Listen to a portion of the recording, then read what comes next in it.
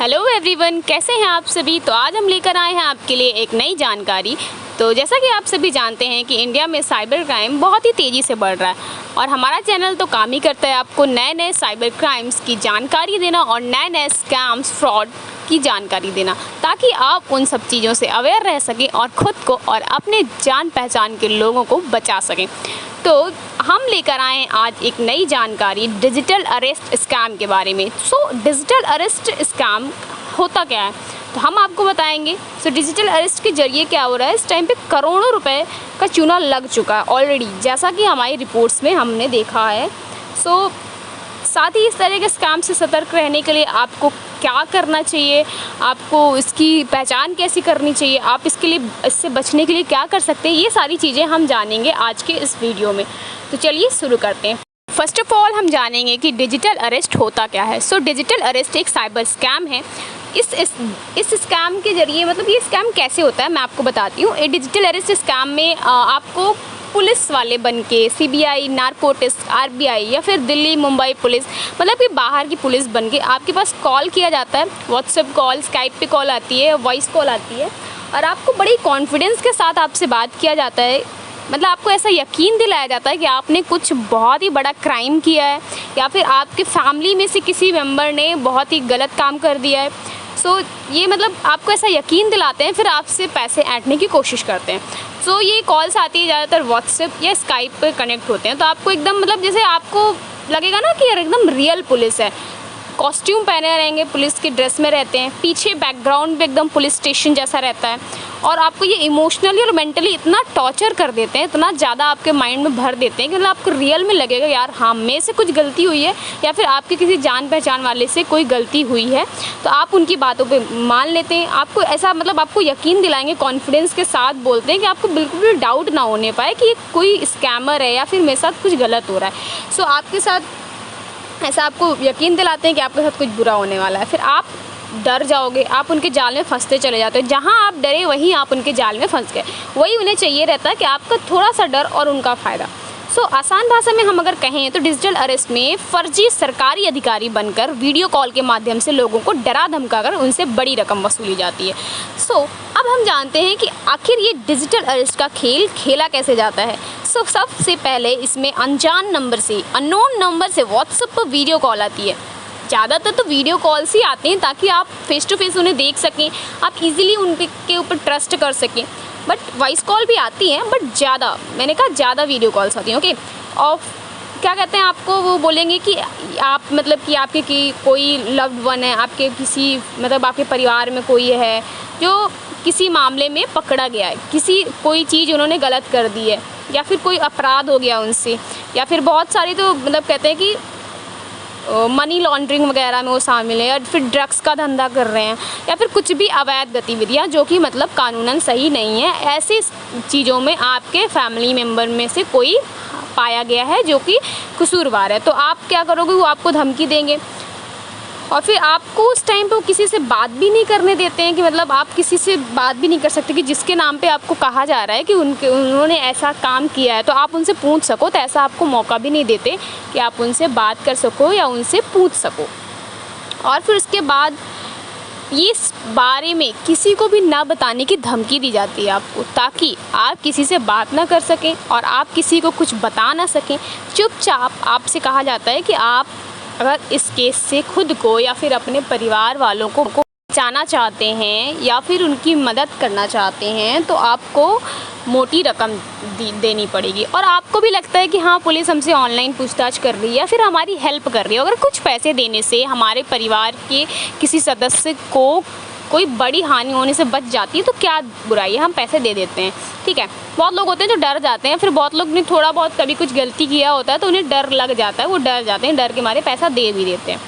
और तो ये होता है उनके स्कैम करने का तरीका। तो अब हम जानते हैं कि अगर डिजिटल अरेस्ट आपके साथ होता है तो आप उसकी पहचान कैसे कर सकते हैं। तो सबसे पहले फर्स्ट ऑफ ऑल आपको सतर्क रहने की ज़रूरत है। अगर आपके पास किसी भी अननोन नंबर से फ़ोन या व्हाट्सएप पे कॉल आती है तो आप उसे एक्सेप्ट करते टाइम कुछ चीज़ों का ध्यान रखें। कुछ पॉइंट्स हैं जो हम आपको बताते हैं, उन चीज़ों को आपको ध्यान में रखना है। फर्स्ट ऑफ ऑल आपको ये ध्यान रखना है कि कभी भी पुलिस अधिकारी अपनी पहचान बताने के लिए आपको वीडियो कॉल नहीं करते, मतलब आपको ये दिखाने के लिए कि हाँ मैं पुलिस ही बात कर रहा हूँ, आपको वीडियो कॉल कभी नहीं करेंगे। सेकंड, पुलिस आपको कभी भी कोई भी ऐप डाउनलोड करने के लिए नहीं कहती है। थर्ड चीज़, आपकी आईडी, एफआईआर की कॉपी या फिर कोई भी अरेस्ट वारंट ऑनलाइन नहीं शेयर किया जाता है।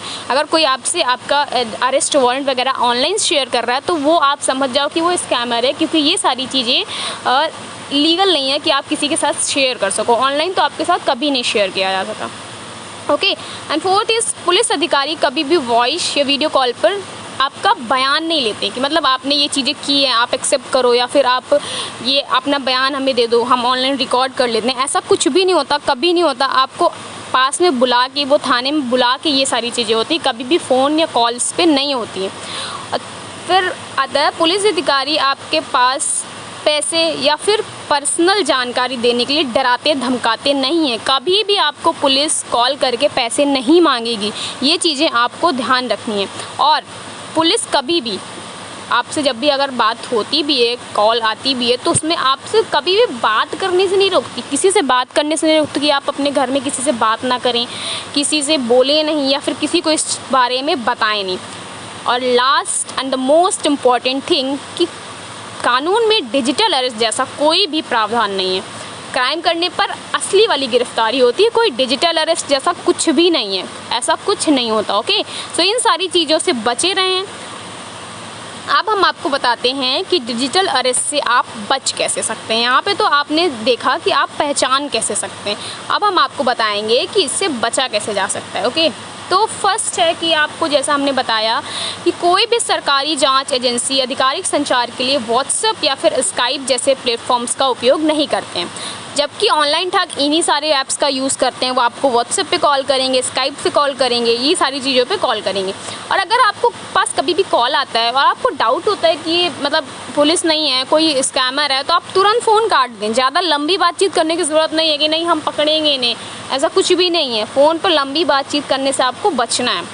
फिर उसके बाद आप इग्नोर करें, मतलब कि साइबर ठग जो होते हैं ना, वो फ़ोन कॉल या फिर ईमेल में मैसेजेस भी भेजते हैं कि आपको बताते हैं कि आप मनी लॉन्ड्रिंग या चोरी जैसे केसेस में आप के ऊपर जांच बैठी हुई है। तो आप ऐसी चीज़ों पे ना ध्यान नहीं देना आपको, कि कुछ भी आता है फेक चीज़ें, तो आप ध्यान नहीं देना।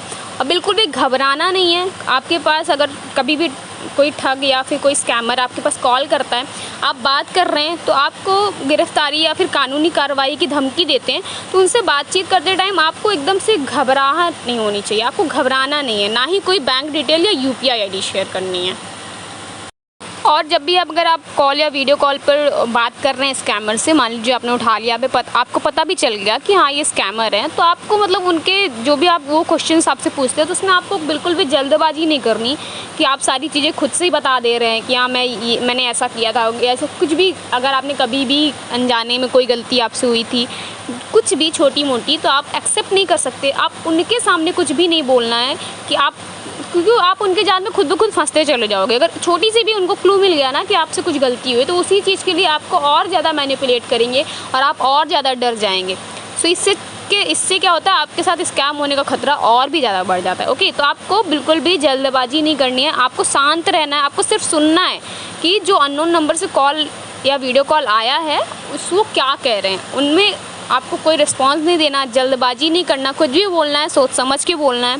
और मेन चीज़, कोई भी पर्सनल डिटेल शेयर नहीं करनी है। ओके, और ज़्यादा से ज़्यादा आप कोशिश क्या करें, अगर कभी भी ऐसा होता है तो आप वीडियो कॉल आती है ना, तो आप स्क्रीनशॉट लेने के ट्राई करें कि स्क्रीनशॉट्स ले सकें, वीडियो रिकॉर्डिंग सेव कर लें, या फिर वॉइस कॉल में आता है तो आप वॉइस रिकॉर्डिंग कर सकते हैं।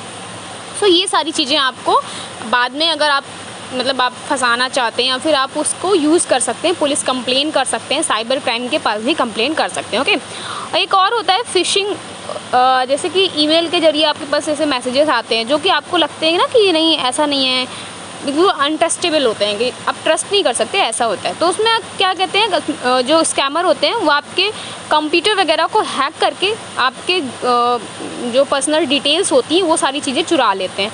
तो वो भी आपको बचना है। कोई भी अननोन नंबर से लिंक वगैरह आती है, तो ये मैंने अपने पिछले वीडियोज़ में बताया है कि आपको कभी भी कोई अननोन लिंक को ओपन नहीं करना। ये सारी चीज़ें होती हैं, फिशिंग का एक तरीका होता है कि आपकी पर्सनल डिटेल्स चुराने का एक तरीका होता है। तो यहीं पे हमारी वीडियो ख़त्म होती है। और अगर आप कभी भी किसी भी ऐसे स्कैम का शिकार होते हैं या फिर आपको कोई भी ऐसा डाउट होता है कि किसी के साथ हो रहा है जो नहीं शेयर कर पा रहे हैं, या फिर आपके साथ कभी हुआ है, कुछ भी आपको डाउटफुल लगता है, कोई भी कॉल, कुछ भी एनीथिंग, तो आप 1930 पर helpline number, cyber crime helpline number है 1930 पर कॉल करके कंप्लेन कर सकते हैं।